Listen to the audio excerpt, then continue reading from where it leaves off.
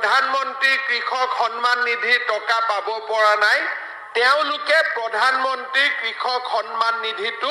এতিয়াৰ পৰা নিজৰ মাটিৰ কাগজ দেখুৱাই আবেদন কৰাৰ বাবে তেওঁলোক এটা যোগ্যতা আহৰণ কৰিব আৰু নিজৰ মাটিত বাস কৰাৰ ফলত আপোনালোকে মাটিৰ কাগজ পোৱাৰ পিছত যিসকল ব্যক্তিয়ে এতিয়াও খেতিয়ক হৈও প্ৰধানমন্ত্ৰী কৃষক সন্মান নিধিৰ টকা পাব পৰা নাই তেওঁলোকে প্ৰধানমন্ত্ৰী কৃষক সন্মান নিধিটো এতিয়াৰ পৰা নিজৰ মাটিৰ কাগজ দেখুৱাই আবেদন কৰাৰ বাবে তেওঁলোক এটা যোগ্যতা আহৰণ কৰিব আমি 10 লাখ ছোৱালীক কলেজলৈকে লৈ আহিব খুজিছো এডমিশনটো আমি দুখীয়া ল'ৰা ছোৱালীক ফ্ৰী দিওঁ সদিয়া কলেজতো ফ্ৰী পায়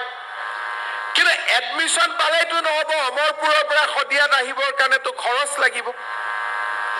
কিতাপ কিনিব খৰচ লাগিব দেউতাক মাকে খৰচটো দিব নোৱাৰি ল'ৰাটোক কলেজত পঠাই দিয়ে ছোৱালীজনীক বিয়া দি দিয়ে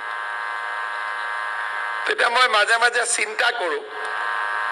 এই দেউতাক মাক বিলাক ল'ৰাৰ পেটৰ পৰা জন্ম হৈছিল নে ছোৱালীৰ পেটৰ পৰা জন্ম হৈছিল উত্তৰটোতো ছোৱালী পেটৰ পৰা আমি জন্ম হৈছো কিন্তু ছোৱালী কলেজত নপঠাই আকৌ ল'ৰাটোক পঠাই দিয়ে মোৰ কথা হল যে যিটো জাতিৰ মহিলা উচ্চ শিক্ষিত হয় সেই জাতিটোৰে সবল বুনিয়াদ নিৰ্মাণ হয় সেইবাবে এইবাৰ আমি কি কৰিব খুজিছো দেউতাক সকলৰ কষ্ট ল'ৰাটোক ছোৱালীটোক দুইটাক পঠাবৰ কাৰণে টকাও নাই ল'ৰাটোৱে পিছত 2 টকা উপাৰ্জন কৰি ঘৰখন চাব দেউতাকৰ কথাটো ময়ো বুজি পাওঁ ময়ো যিহেতু এটা দেউতাক কিন্তু যি নহওক চৰকাৰে কি কৰিব পাৰে এইবাৰ আমি ঠিক কৰিছো যে মেট্ৰিক পৰীক্ষা পাছ কৰাৰ পিছত ছোৱালীৰ এডমিশনটো বিনা পইচাত হ'বই লগত ছোৱালীজনীৰ বেংক একাউণ্টত আমি 10,000 টকা ভৰাই দিম যাতে ছোৱালীজনীৰ আহা যোৱা খৰচ চৰকাৰে ল'ব পাৰে আৰু দেউতাক মাকে ল'ৰাটোক পঢ়ালে হ'ল ছোৱালীজনীক চৰকাৰে পঢ়াই দিব মেট্ৰিক গ'ল হায়াৰ ছেকেণ্ডাৰী পালো হায়াৰ ছেকেণ্ডাৰী পাছ কৰি ডিগ্ৰী পঢ়িব লাগে এইবাৰ যিমান ছোৱালীয়ে ডিগ্ৰীত এডমিশন ল'ব তেওঁলোকৰ বেংক একাউণ্টত আমি 12,500 টকা সোমাই দিম হায়াৰ ছেকেণ্ডাৰীত 10,000 ডিগ্ৰীত 12,500 আৰু যোনে ইউনিভাৰ্চিটিত যাব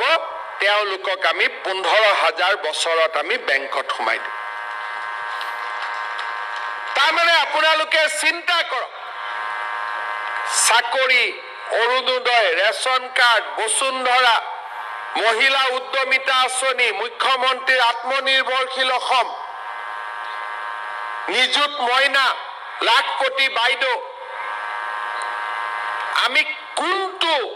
স্থানত আমি কাম কৰিব চেষ্টা কৰা নাই